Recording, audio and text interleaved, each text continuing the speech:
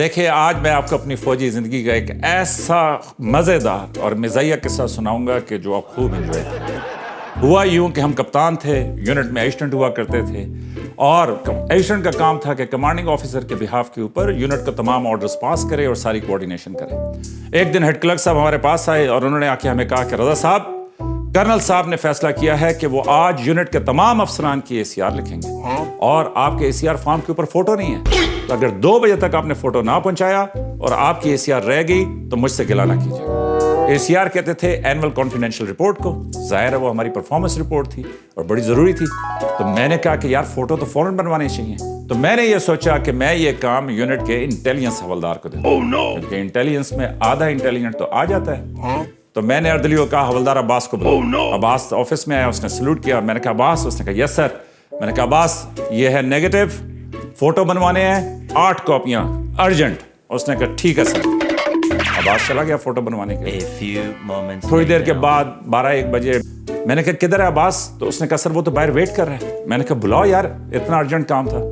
خیر انٹیلیجنس حوالدار اندر آیا، اس نے آ کے سلوٹ کیا۔ میں نے کہا عباس ہو گیا کام؟ اس نے کہا یس سر، اور اس نے میرے سامنے ایک فائل یوں کر کے رکھی، اور میں دل ہی دل میں تعریف کر رہا تھا۔ میں نے کہا دیکھو یار انٹیلیجنس حوالدار کو یہ کام دیا، کیا خوبصورت پریزنٹیشن ہے کہ اس نے فائل میں فوٹو لگا کے پیش کی۔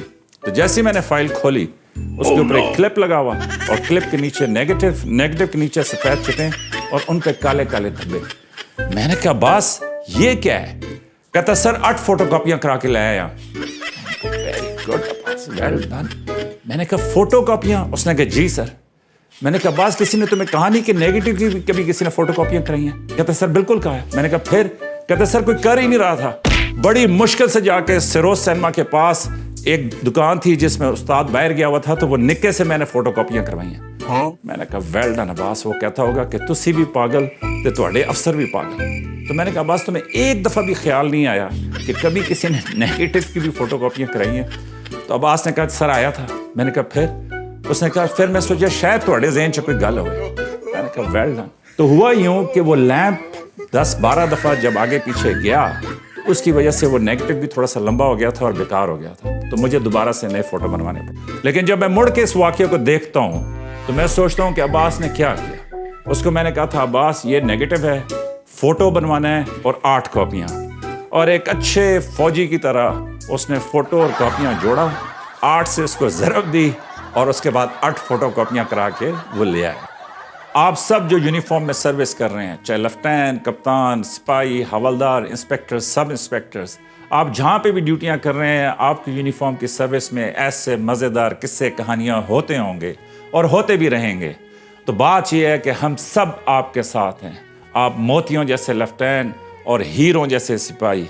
جب ہم آپ کو دیکھتے ہیں تو ہمیں وہ مائیں یاد آ جاتی ہیں کہ جو لقمہ بچا کر آپ کو جوان کرتی ہیں، اور جوان کرنے کے بعد ایسے خوبصورت سجیلے جوان وہ اس ملک کے حوالے کرتی ہیں کہ جو بارڈرز کے اوپر ڈیوٹیاں دیتی ہیں۔ تو آپ لیفٹیننٹ، کپتان، سپاہی، فلائنگ آفیسر، مڈ شپ مین، سیلر، سپاہی، کانسٹیبل، ہیڈ کانسٹیبل، جو بھی یونیفارم میں اپنی سروس ادا کر رہا ہے، ہم سب آپ کے ساتھ ہیں۔ کسی کو حق نہیں ہے، کسی کو بھی حق نہیں ہے کہ وہ آپ کے بارے میں گالی تو دور کی بات کوئی ایک لفظ بھی کہے۔ ہماری جان آپ پر نچھاور میری جان۔